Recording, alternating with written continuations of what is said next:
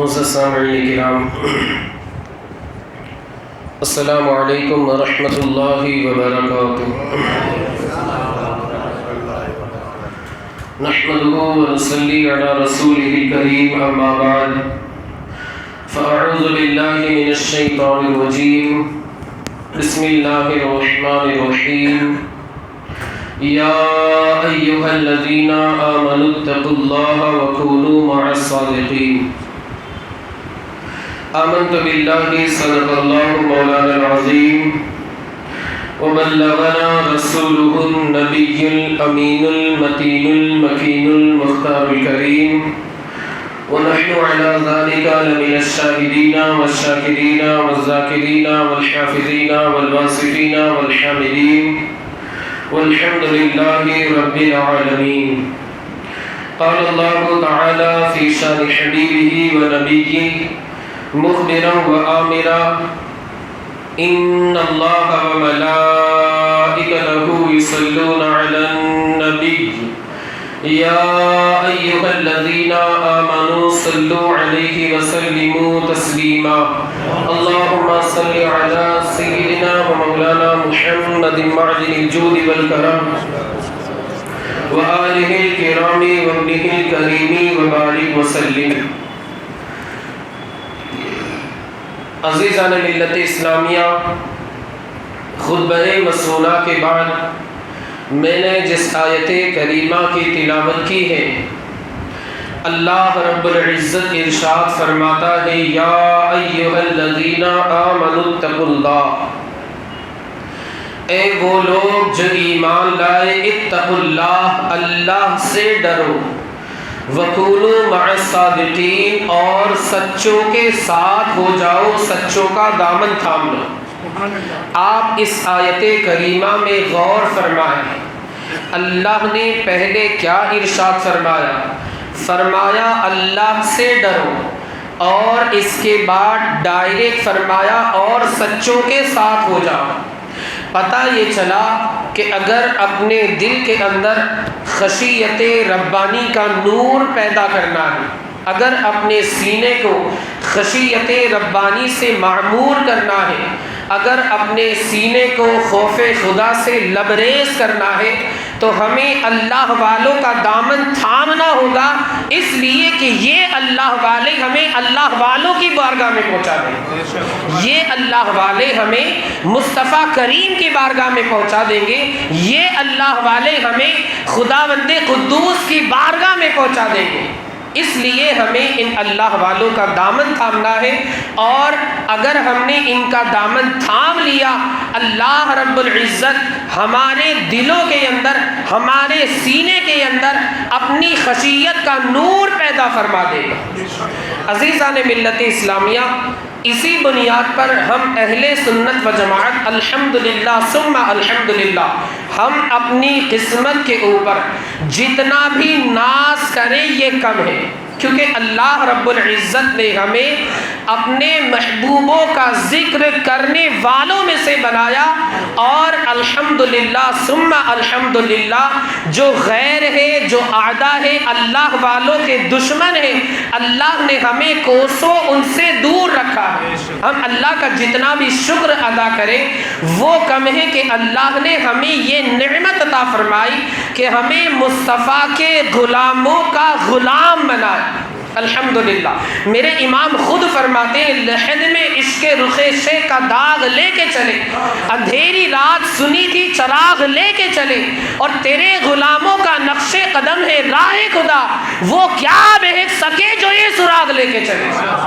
یہ میرے امام اہل سنت نے ہمیں مزاج دیا، طریقہ بتایا، اور اس پر چل کر کے دکھایا، بزرگان دین کا احترام کر کے دکھایا۔ عزیزان ملت اسلامیہ، اسی ہندوستان کی سرزمین ہے، آپ جانے پہچانے کہ یہ شخصیت کون سی ہے، یہ شخصیت کون سی ہے، یہ ذات کون سی ہے، یہ ہستی کون سی ہے۔ ہندوستان کی سرزمین ہے، ایک بچے کی ولادت ہوتی ہے، ایک بچے کی پیدائش ہوتی ہے، وہ بچہ بڑا ہو جاتا ہے، استاذ کے یہاں جاتا ہے، مدرسے جاتا ہے، استاد اسے سکھاتے ہیں، ایک دن آتا ہے، استاد ایک لفظ بتاتے، بیٹا اس کو زبر کے ساتھ پڑھو، بیٹا اسے فتحہ کے ساتھ پڑھو، بیٹا اسے اسے نصب کے ساتھ پڑھو، مگر وہ بچہ ہے کہ اسے زیر کے ساتھ پڑھتا ہے، استاذ بار بار کہتے بیٹا زبر کے ساتھ پڑھو، مگر وہ بچہ ہے کہ استاذ کی بات کو ماننے کے لیے تیار نہیں ہے، زیر کے ساتھ پڑھتا ہے۔ اتنے میں اس بچے کے دادا حضور آ جاتے ہیں اور دیکھتے ہیں کہ استاد زبر کے ساتھ پڑھنے کی تلقین کر رہا ہے، مگر وہ بچہ جو تھا وہ زیر کے ساتھ پڑھ رہا ہے، استاذ کی بات کو نہیں مان رہا ہے۔ بالآخر جو دادا حضور تھے وہ اصل نسخے کو منگاتے ہیں، اصل کتاب کو منگاتے ہیں۔ کیا دیکھا؟ جو بچہ زیر کے ساتھ پڑھ رہا تھا کتاب میں وہی درست لکھا ہوا تھا۔ آپ ذرا سوچو تو صحیح، یہ بچہ کون تھا؟ بھی تجسس ہے کہ کون ایسی شخصیت تھی، یہ کون سی ایسی ذات تھی، یہ کون سی ایسی ہستی تھی جس کے تعلق سے آپ نے بتانا شروع کیا لیکن نام ابھی تک نہیں لیا۔ اسی طرح بہت مرتبہ ہوا کہ کئی مرتبہ استاذ خود بتاتے وہ بچہ کچھ اور پڑھتا، جب کتاب میں دیکھا جاتا بچے کے کہنے کے مطابق کتاب میں ہوتا۔ یہ ذات، یہ ہستی، اللہ اکبر۔ دادا حضور نے ایک مرتبہ پوچھا کہ بیٹے جب تم استاذی گرامی تمہیں پڑھا رہے تھے اس کے خلاف تم کیوں پڑھ رہے تھے؟ اس بچے نے عرض کی کہ میں جو پڑھنے کی کوشش کرتا میری زبان پر وہی جاری ہوتا جو سچ تھا، میری زبان پر وہی جاری ہوتا جو صحیح تھا، کتاب میں صحت کے مطابق لکھا ہوا تھا۔ کئی مرتبہ ایسا ہوا کہ استاذ کچھ پڑھاتے مگر وہ بچہ اپنی زبان سے کچھ ادا کرتا۔ ایک مرتبہ استاذ نے تنہائی کے اندر پوچھا بیٹا سچ سچ بتانا کیا تم جنات ہو یا انسان ہو؟ میں کسی سے نہیں بتاؤں گا، تم اصل ماجرا مجھے بتا دو، اصل راز تمہیں بتا دو، کیونکہ اکثر و بیشتر ایسا ہوتا ہے میں جس طریقے سے پڑھاتا ہوں تم اس کے مطابق نہیں پڑھتے، اور جب کتاب دیکھی جاتی ہے، نسخہ دیکھا جاتا ہے، دوسرا ایڈیشن دیکھا جاتا ہے تو پھر اس میں تمہارے پڑھنے کے مطابق ہوتا ہے۔ تم سچ سچ بتا دو کہ تم انسان ہو یا جنات، میں کسی سے نہیں کہوں گا، یہ راز مجھ پر فاش کر دو، یہ راز مجھے بتا دو، اس راز سے مجھے واقف کر دو، اس راز سے مجھے آگاہ کر دو، میں تمہارے راز کو کسی پر فاش نہیں کروں گا، میں تمہارا راز کسی کو نہیں بتاؤں گا۔ اس بچے نے کہا کہ میں الحمدللہ انسان ہوں، الحمدللہ میں انسان ہوں، رب کعبہ میری زبان پر وہی جاری فرماتا ہے جو حق ہوتا ہے، رب کعبہ الحمدللہ میری زبان پر وہی جاری فرماتا ہے جو حق ہوتا ہے اور صحیح ہوتا ہے۔ میرے دوستو قربان جاؤ، یہ بچہ کون تھا؟ تو سنو یہ بچہ کوئی اور نہیں، یہ وہی تھا جسے آج دنیا احمد رضا کے نام سے یاد کرتی ہے۔ یہ بچہ کوئی اور نہیں، یہ بچہ کوئی اور نہیں، یہ بچہ وہی تھا جسے آج دنیا اعلیٰ حضرت کے نام سے یاد کرتی ہے، امام اہل سنت کے نام سے یاد کرتی ہے، اور جن کا لقب امام الکلام، کلام الامام، جن کے کلام کو، جن کے اشعار کو، جن کی لکھی ہوئی نعتوں کو کلام الامام، امام الکلام کہا جاتا ہے، یہ وہی ذات تھی۔ دراصل بات یہ ہے کہ اللہ رب العزت نے امام اہل سنت کو مادر ذات ولایت کے منصب پر فائز فرمایا۔ یہی وجہ ہے کہ غوث پاک کے صدقے میں جس طرح غوث اعظم کی بچپن ہی سے کرامتوں کا صدور شروع ہو گیا تھا کہ رمضان کے مبارک میں روزہ داروں کے احترام میں آپ دن میں دودھ نہیں پیا کرتے تھے، اسی غوث کی کرامت کا یہ مظہر امام اہل سنت کی زندگی میں بچپن ہی سے ہمیں نظر آتا ہے کہ غوث پاک کی ایک کرامت کا نام امام احمد رضا ہے، غوث اعظم کی ایک کرامت کا نام، غوث اعظم کے مظہر کا نام، غوث اعظم کے ایک عکس کا نام، غوث اعظم کے ایک پرتوں کا نام اعلیٰ حضرت ہے۔ یہ اعلیٰ حضرت کی ذات کریمہ ہے۔ اللہ اکبر۔ اللہ رب العزت نے بے شمار علوم کے اندر آپ کو مہارت عطا فرمائی تھی، آپ بے شمار علوم کے اندر کامل دسترت رکھتے تھے، کامل مہارت رکھتے تھے، حتیٰ کہ علم حیت، علم توقیق جسے کہا جاتا ہے۔ آج کل حال یہ ہے بہت سارے پڑھے لکھے لوگ بھی گھڑی کو دیکھے بغیر وقت نہیں بتا سکتے۔ یہ ایک علم ہے، اگر بندہ اس میں ماہر ہو جائے، بس گنے چنے لوگ آج ہندوستان کے اندر موجود ہیں جو بغیر گھڑی کے دیکھے ہوئے صرف چاند و سورج کو دیکھ کر کے، صرف ستاروں کو دیکھ کر کے وقت بتا دیں۔ آج کل انگلی پر آپ گن سکتے ہیں اتنے لوگ ہندوستان کے اندر موجود ہوں گے، ورنہ اس علم کے جاننے والے بہت کم ہو گئے، دنیا سے معدوم ہو گئے، ختم ہو گئے۔ امام اہل سنت کی شان یہ تھی کہ آپ چاند کو دیکھ کر، ستاروں کو دیکھ کر اور سورج کو دیکھ کر کے وقت گھڑی دیکھے بنا بتا دیا کرتے تھے. یہ اعلیٰ حضرت کی شان تھی. ایک مرتبہ کی بات ہے، علی گڑھ مسلم یونیورسٹی، آپ نے نام سنا ہوگا، علی گڑھ کے اندر ہی ہے، وہ ضلع کا نام بھی علی گڑھ، یونیورسٹی کا نام بھی علی گڑھ. 19 کلومیٹر کے اندر یہ یونیورسٹی پھیلی ہوئی، دنیا کی تعلیم ہوتی ہے، بہت بڑی یونیورسٹی ہے. وہاں کے ایک سر جن کا نام ضیاء الدین تھا، ایک علم توحید کے مسئلے میں الجھے ہوئے تھے.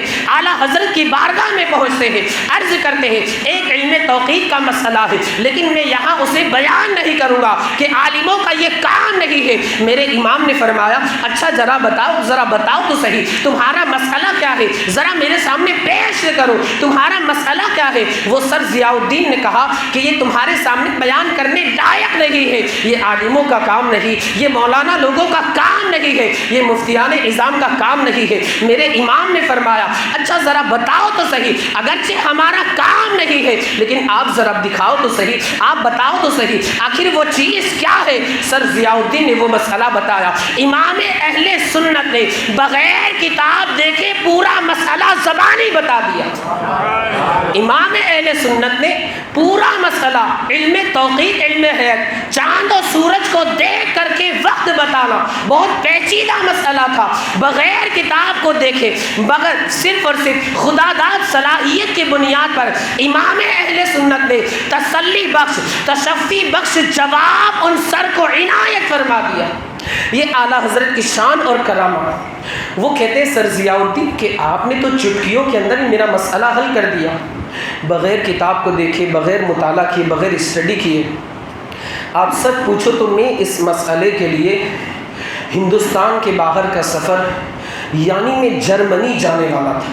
میں اس مسئلے کے لیے، یعنی یہ مسئلہ مجھے اتنا مشکل، اتنا پیچیدہ، اتنا ہارڈ لگ رہا تھا کہ مجھ سے تو حل نہیں ہو پا رہا تھا. میں نے یہ سوچا کہ میں اس مسئلے کو حل کرنے کے لیے آؤٹ آف انڈیا جرمنی کا سفر کروں گا. مگر وارے میرے اعلیٰ حضرت، آپ نے تو میرا مسئلہ ہندوستان کی سرزمین ہی پر حل فرما دیا. اب مجھے باہر جانے کی ضرورت نہیں ہے. اسی لیے کہا جاتا ہے ملک سخن کے شاہی تم کو رضا مسلم، جس سمت آ گئے ہو سکے بٹھا دیے. یہ حضور اعلیٰ حضرت کی شان مقدس ہے، شان قریبی ہے. یہ حضور اعلیٰ حضرت علیہ رحمت و رضوان کی. اب اعلیٰ حضرت کے علم کی برکت دیکھیں. وہ سر، وہ ضیاء الدین جو ایک پروفیسر تھے، ابھی تک نماز نہیں پڑھ رہے تھے، اعلیٰ حضرت کے علم کی برکت سے نمازی بن جاتے ہیں. وہ سر، وہ ضیاء الدین سر، وہ ایک ٹیچر، ایک پروفیسر، ابھی تک فرض روزے بھی نہیں رکھ رہے تھے، اعلیٰ حضرت کے علم کی برکت سے روزے رکھنا شروع کر دیتے. وہ سر ضیاء الدین جن کے چہرے کے اوپر مصطفیٰ کریم کی سنت مقدسہ ابھی تک نہیں سجی ہوئی تھی، اعلیٰ حضرت نے اپنے علم کی روشنی میں ایک جواب کیا دیا. اب ضیاء الدین کے چہرے کے اوپر سنت مصطفیٰ سج جاتی ہے. یہ اعلیٰ حضرت کے علم کی برکت، اللہ والوں کے علم کی برکت ہوا کرتی ہے کہ وہ اپنے علم کے ذریعے بھی تبلیغی فریضے کو انجام دیتے ہیں. بس ایک دو باتیں عرض کر کے اپنی گفتگو کو ختم کر دوں، بہت لمبا بیان نہیں کرنا ہے. آپ ذرا یہ یاد رکھیں، حدیث پاک میرے آقا مصطفیٰ کریم رؤوف و رحیم جناب محمد الرسول اللہ صلی اللہ علیہ وآلہ وسلم کی. مصطفیٰ کریم فرماتے ہیں من کان للہ کان اللہ لہ. جو اللہ کا ہو جاتا ہے اللہ بھی اس کا ہو جاتا ہے. جو اللہ کا ہو جاتا ہے اللہ بھی اس کا ہو جاتا ہے، بلکہ ساری مخلوق اس کی ہو جاتی ہے. اب حال یہ ہوتا ہے کہ اگر کسی بزرگ کے کتے کے سامنے کسی کا شیر آ جائے، اس بزرگ کا ایک کتا ہی اسے کافی ہے. غوث اعظم کی شان سنی ہوگی، ایک کتا تھا، سامنے شیر آتا ہے، غوث کا کتا ہی اس شیر کے لیے کافی ہو جاتا ہے. میرے امام فرماتے ہیں کیا دبے جس پہ حمایت کا وہ پنجہ تیرا، شیر کو خطرے میں لاتا نہیں کتا تیرا. یہ حضور اعلیٰ حضرت فرماتے غوث پاک کی شان میں کہ غوث کا ایک کتا ہی شیر کے لیے کافی ہو جاتا ہے. وجہ یہ ہے کہ انسان اللہ کا ہو جائے. میرے امام خود فرماتے ہیں وہ کہ اس در کا ہوا خلق خدا اس کی ہوئی، وہ کہ اس در سے پھرا اللہ اس سے پھر گیا. یہ اللہ والوں کی شان ہوا کرتی ہے کہ جب وہ اللہ کے ہو جاتے ساری مخلوق بھی ان کے مطابق ہو جاتی ہے. یہی امام اہل سنت کے تعلق سے کتابوں میں لکھا ہے، سوانح نگاروں نے لکھا ہے، تذکرہ نگاروں نے لکھا ہے. ایک مرتبہ کی بات ہے، بریلی شریف کے لیے پیلی بھیت شریف سے آپ روانہ ہو جاتے ہیں، راستے میں مغرب کا وقت ہو جاتا ہے، 2 منٹ کے لیے ٹرین رکتی ہے. پتہ رہتا ہے کہ ٹرین کا اسٹاپ یہاں پر نواب گنج اس اسٹیشن کا نام ہوتا ہے، 2 منٹ کے لیے ٹرین رکتی ہے، لیکن مغرب کا وقت ہو جاتا ہے. حضور اعلیٰ حضرت اپنے تمام ساتھیوں کو لے کر کے ٹرین سے نیچے اترتے ہیں. ساتھی پریشان ہے کہ مغرب کی نماز ہم کیسے ادا کریں گے، وقت تو بہت کم ہے، 2 منٹ کے لیے ٹرین رکتی ہے، اگر ٹرین نکل گئی ہم اسٹیشن پر رہ جائیں گے. مگر وارے میرے اعلیٰ حضرت، اللہ کی ذات پر جس ذات کو بھروسہ ہو اسے کوئی بھی چیز پریشان نہیں کر سکتی، کوئی بھی چیز فکر مند نہیں کر سکتی، کوئی بھی چیز اسے مصیبت میں نہیں ڈال سکتی. میرے اعلیٰ حضرت کو اللہ کی ذات پر پورا بھروسہ تھا. حضور اعلیٰ حضرت ٹرین سے اترتے، اپنے ساتھیوں کو حکم دیتے اذان پڑھو. اذان دی جاتی ہے، صف بندی کی جاتی ہے، آپ آپ جو ہے امامت کے فرائض کو انجام دینے کے لیے مصلی پر تشریف لے جاتے ہیں. اطمینان و سکون کے ساتھ نماز کی شروعات ہو جاتی ہے. دیکھنے والے راوی کا بیان ہے، ٹرین کے چلنے کا وقت ہو جاتا ہے، اب ٹرین چلنے لگتی ہے، ہارن بجتا ہے، لیکن جو ہی انجن آگے بڑھتا ہے اچانک جھٹکا مار کر کے رک جاتا ہے. 1 مرتبہ ایسا ہوا، 2 مرتبہ ایسا ہوا، 3 مرتبہ ایسا ہوا. سارے لوگ جمع ہو جاتے، اسٹیشن ماسٹر اور جو حکومت کے کارندے تھے وہ تمام کے تمام وہاں پر جمع ہو جاتے ہیں کہ آخر ماجرا کیا ہے، کہ ٹرین کیوں نہیں چل رہی ہے. اب ڈرائیور سے پوچھا گیا، ڈرائیور نے کہا کہ انجن میں کوئی خرابی نہیں، ٹرین میں کوئی خرابی نہیں ہے، ٹرین چلنی چاہیے، پتہ نہیں کیوں چل رہی ہے، پتہ نہیں یہ ٹرین کیوں رک جا رہی ہے، نہیں چل رہی ہے. ابھی اسی کشمکش میں غور و فکر میں وہ لوگ تھے کہ ٹرین کے ڈبے کے اندر ایک مذہبی شخص جسے ہم اپنی زبان میں پنڈت کہتے ہیں وہ چلا اٹھتا ہے، چیخ اٹھتا ہے، وہ دیکھو باہر ایک درویش نماز پڑھ رہا ہے، جب تک وہ نماز نہیں پڑھے گا ٹرین نہیں چلے گی. یہ کوئی مسلمان نہیں کہہ رہا، یہ وہ کہہ رہا ہے جو غیر ہے، یہ وہ کہہ رہا ہے جو پرایا ہے، یہ وہ کہہ رہا ہے جو اپنا نہیں ہے بلکہ دوسری جماعت کا ہے، دوسری پارٹی کا ہے. اس نے کہا سنو سنو، سامنے ایک درویش نماز پڑھ رہا ہے، جب تک وہ نماز نہیں پڑھ لے گا ٹرین ایک پل بھی آگے نہیں بڑھ سکتی، ایک ذرہ برابر بھی ٹرین کی بوگی آگے نہیں بڑھے گی.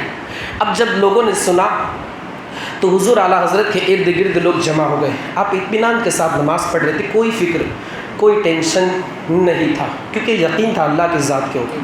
آج کل ہمارا حال یہ ہے کہ ہم نے ذات خدا پر بھروسہ کرنا چھوڑ دیا ہے، ہم کمزور ہو گئے، نہ اللہ کا خوف ہمارے دل میں ہے، نہ رسول اللہ کو ہم مرنے کے بعد اپنا کیا منہ دکھائیں گے اس کا بھی ہمیں افسوس نہیں. نتیجہ کیا ہوا کہ ہم غیروں سے بہت ڈر جاتے ہیں، غیروں سے بہت سہمے رہتے ہیں، اور غیروں کی نظر میں ہمارا جو خون ہے وہ پانی سے بھی زیادہ سستا ہو گیا ہے.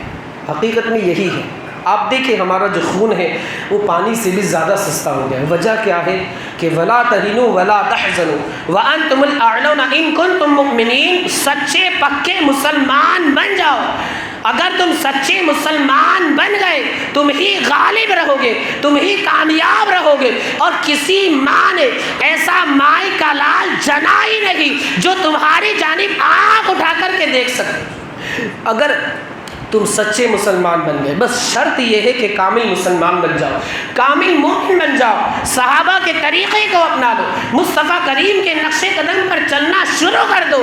آج بھی تمہاری حکومت ہے، آج بھی تخت و تاج تمہارا ہے، آج بھی عزت و وقار تمہارے لیے ہے، آج بھی شان و شوکت تمہارے لیے.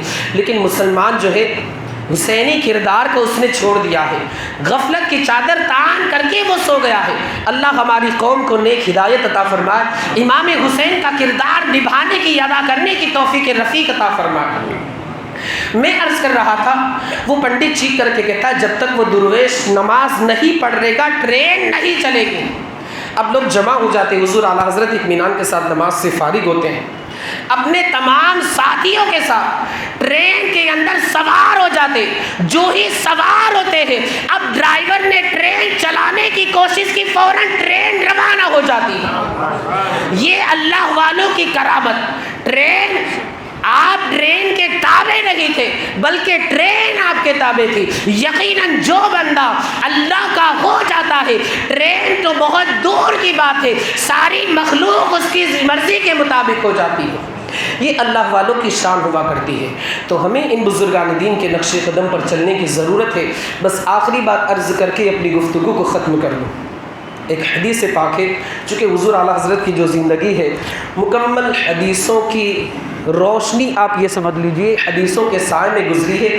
حدیث پاک پر اگر عمل دیکھنا ہو، حضور اعلیٰ حضرت کی زندگی اٹھا کر کے دیکھیں۔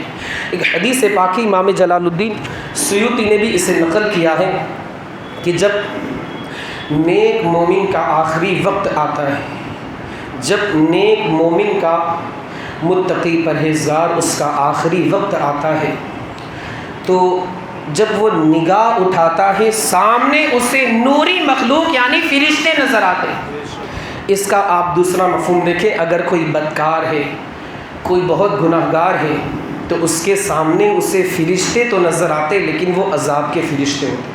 تو یاد رکھے، اگر اپنی عاقبت کو بندہ اچھا بنانا چاہتا ہے، خوبصورت بنانا چاہتا ہے، حسین و جمیل بنانا چاہتا ہے، تو اسے چاہیے کہ نیک عمل کرے تاکہ جو رحمت کے فرشتے ہیں مرتے وقت وہ اس بندے کا استقبال کرے۔ یہ نہیں کہ وہ بندہ بے عملی میں اپنی زندگی کو گزار دے، آخری وقت آئے چلائے وہ دیکھو عذاب کے فرشتے میرا استقبال کر رہے ہیں، یہ دن اسے نہ دیکھنے پڑے۔ اسی لیے آج ہی اس کی تیاری شروع کر دیں۔ قرآن کہتا ہے وَلْتَنْظُرْ نَفْسٌ مَا قَدَّمَتْ لِغَدٍ وَاتَّقُوا اللَّهَ، ہر جان، ہر نفس، ہر انسان، ہر زیرو یہ دیکھے کہ کل کے لیے تیاری اس نے آخرت کے لیے کیا کر رکھی ہے اور اللہ کا خوف اپنے دل کے اندر بسا لے۔ یہ قرآن کہتا ہے، اللہ کا اعلان ہے۔ تو میں عرض کر رہا تھا کہ اگر بندہ متقی ہے، پرہیزگار ہے، اللہ والا ہے، تو رحمت کے فرشتے اس کا استقبال کرتے۔ جب وہ آخری وقت میں ہوتا ہے، نظر اٹھا کر کے دیکھتا ہے، تو جہاں تک اس کی نظر جاتی ہے وہاں تک اسے فرشتے استقبال کرتے ہوئے نظر آتے ہیں۔ اب آسمان کے اوپر جو نوری مخلوق ہے، فرشتے ہیں، وہ خوشیاں مناتے ہیں کہ ایک اللہ والا ہمارے درمیان آنے والا ہے۔ میرے امام نے اسی کی ترجمانی کرتے ہوئے فرمایا کہ عرش پر دھومیں مچے، وہ مومن صالح ملا، فرش سے ماتم اٹھے، وہ طیب و طاہر گیا۔ ظاہر سی بات ہے، دنیا سے روانہ ہوگا، دنیا سے رخصت ہوگا، لوگ روئیں گے کہ کتنا اچھا بندہ تھا، کتنا نیک بندہ تھا، کتنا صالح بندہ تھا، کتنا متقی بندہ تھا، کتنا پرہیزگار بندہ تھا، وہ ہمارے درمیان سے رخصت ہو گیا۔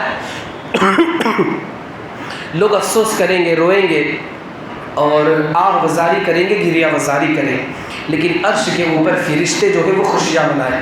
عرش پر دھومیں مچے، وہ مومن صالح ملا، فرش سے ماتم اٹھے، وہ طیب و طاہر گیا۔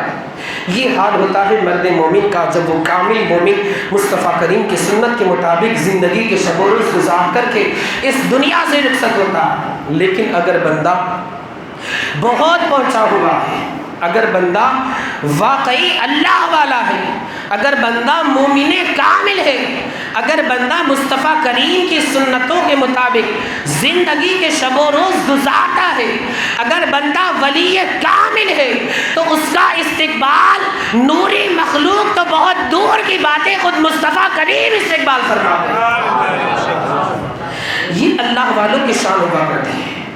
ایک شامی بزرگ سو جاتے ہیں، جب وہ سو جاتے ہیں نصیبہ جاگ اٹھتا ہے، سرہانے دیکھتے کوئی اور نہیں، آمینہ کی لال تشریف فرما، سرہانے دیکھتے دل کی آنکھیں کھل جاتی ہے، آنکھیں روشن ہو جاتی ہے، سرہانے دیکھا کوئی اور نہیں، عبداللہ کے پیارے تشریف فرما ہے، امام الانبیاء تشریف فرما ہے، مختار کائنات تشریف فرما ہے، سید الکونین تشریف فرما ہے، چاند کے 2 ٹکڑے کرنے والے تشریف فرما ہے، ڈوبے ہوئے سورج کو واپس لانے والے تشریف فرما ہے، معراج معراج میں جانے والے آقا و مولا حضور تاجدار مدینہ صلی اللہ علیہ وآلہ وسلم تشریف فرما ہے۔ اللہ اکبر، ان شامی بزرگ نے اپنے آپ کو مصطفیٰ کریم کی بارگاہ میں دیکھا، آپ تشریف فرما ہے، صحابہ کی جماعت ہے، اولیاء کی جماعت ہے، صلحاء کی جماعت ہے، نیک لوگوں کی جماعت ہے، لیکن خاموشی طاری ہے، سکوت طاری ہے، سناٹا طاری ہے، کوئی کچھ نہیں بول رہا ہے۔ ایک شعر مجھے یاد آ رہا ہے، ایک سمت علی، ایک سمت عمر، صدیق ادھر، عثمان ادھر، ان جگمگ جگمگ تاروں میں سرکار کا عالم کیا ہوگا۔ یہ نوری محفل سجی ہوئی ہے، مگر خاموشی ہے، سناٹا ہے، کوئی کچھ نہیں بولا، سکوت طاری ہے۔ اتنے میں وہ ایسا لگ رہا تھا، یعنی شامی بزرگ فرماتے ہیں کہ ایسا لگ رہا تھا کہ کسی کی آمد کا انتظار ہے، کسی کی آمد کا انتظار ہے، کسی کے آنے کا انتظار ہے۔ اب یہ شامی بزرگ تھے، انہوں نے نہر سکون توڑا اور عرض کی کہ یا حبیبی یا رسول اللہ علیہ الصلاۃ والتسلیم، ذرا بتائیں، مجھے آگاہ فرمائیں، مجھے مطلع فرمائیں، کس کی آمد کا انتظار ہو رہا ہے، کس کی آمد کا انتظار آپ فرما رہے ہیں، سارے آپ کے غلام فرما رہے ہیں۔ اللہ اکبر، اب مصطفیٰ کریم اپنے لبوں کو حرکت دیتے ہیں، رحمت کے پھول برسنے لگتے۔ میرے امام فرماتے پتلی پتلی گلے قدس کی پتیاں، ان لبوں کی نزاکت پہ لاکھوں سلام، وہ دہن جس کی ہر بات وحی خدا، چشمہ علم و حکمت پہ لاکھوں سلام۔ گلے کے تعلق سے فرماتے جس میں نہر رواں ہے شیر و شکر کی، اس گلے کی نظارت پہ لاکھوں سلام۔ حکمت کے پھول برسنے لگتے، موتی جھڑنے لگتے۔ میرے آقا مصطفیٰ کریم فرما رہے ہمیں احمد رضا کا انتظار ہے۔ کیا فرمایا؟ ہمیں احمد رضا کی آمد کا انتظار ہے، اس بنیاد پر ہم یہاں پر خاموشی کے ساتھ بیٹھے ہیں۔ وہ شامی بزرگ عرض کرتے یا حبیبی یا رسول اللہ علیہ الصلاۃ والتسلیم، یہ احمد رضا کہاں کے ہیں؟ مجھے مصطفیٰ کریم فرماتے یہ ہندوستان کے ہیں۔ وہ شامی بزرگ پھر عرض کرتے یا حبیبی یا رسول اللہ علیہ الصلاۃ والتسلیم، ہندوستان میں کہاں کے ہیں؟ میرے آقا مصطفیٰ کریم فرماتے ہندوستان کے اندر شہر بریلی کے رہنے والے ہیں۔ اتنے میں آنکھیں کھل جاتی ہے، دیدار کی کیفیت ختم ہو جاتی ہے، بے چین بے قرار ہو جاتے ہیں۔ شام سے چل کر کے ہندوستان آتے ہیں، بریلی پہنچتے ہیں۔ آپ کو پتا چلا کہ 25 صفر المظفر جس رات میں نے مصطفیٰ کریم کو خواب میں دیکھا تھا، اسی دن احمد رضا امام اہل سنت کا وصال ہوا تھا، جس دن میرے آقا ان کے انتظار میں بیٹھے تھے اور ارشاد فرمایا تھا مجھے کسی اور کا نہیں احمد رضا کا انتظار ہے۔ یہ اسی دن میرے آقا مصطفیٰ کریم نے فرمایا تھا۔ تو یہ حضور اعلیٰ حضرت کا انتظار کوئی اور نہیں، آمنہ کے لال فرماتے ہیں۔ میں نے عرض کی تھی شروع ہی میں کہ اگر بندہ ولی کامل ہو، ولایت منصب پر فائز ہو، اس کا انتظار کوئی اور نہیں، آمنہ کے لال کیا کرتے ہیں، عبداللہ کے پیارے کیا کرتے ہیں۔ تو یہ امام اہل سنت کا مقام و مرتبہ اللہ اور اس کے رسول کے نزدیک عز و جل صلی اللہ علیہ وآلہ وسلم۔ ایک بات آپ یہاں پر یہ بھی دیکھیں کہ آمنہ کے لال اللہ نے آپ کو علوم غیبیہ پر مطلع فرما کر کے بھیجا، علوم غیبیہ عطا فرمائے ہیں۔ اسی بنیاد پر مدینے میں رہ کر کے ہندوستان کی باتیں بتا رہے ہیں، مدینے میں رہ کر کے بریلی کی باتیں بتا رہے ہیں۔ اسی کی ترجمانی کرتے ہوئے میرے امام خود فرماتے ہیں اور کوئی غیب کیا تم سے نہا ہو بھلا، جب نہ خدا ہی چھپا تم پہ کروڑوں درود۔ اور فرماتے ہیں سر عرش پر ہے تیری گزر، دل فرش پر ہے تیری نظر، ملکوت ملک میں کوئی شے نہیں وہ جو تجھ میں آیا نہیں۔ کہ میرے آقا کا علم غیب، اس کے تعلق سے امام اہل سنت فرماتے ہیں یہ حضور اعلیٰ حضرت کی ذات کریمہ مولا عز و جل ہمیں آپ کو اور ساری دنیا کے خوش عقیدہ مسلمانوں کو امام اہل سنت کے علمی فیضان سے، عملی فیضان سے ہمیں آپ کو اور سارے اہل سنت و جماعت کے بھائیوں کو مالا مال فرمائے، فیضیاں فرمائے۔ استغفر اللہ ربی من کل ذنب واتوب الیہ وآخر دعوانا ان الحمد للہ رب العالمین۔ کھڑے ہو جائیں، صلاۃ و سلام کے دوشے پر۔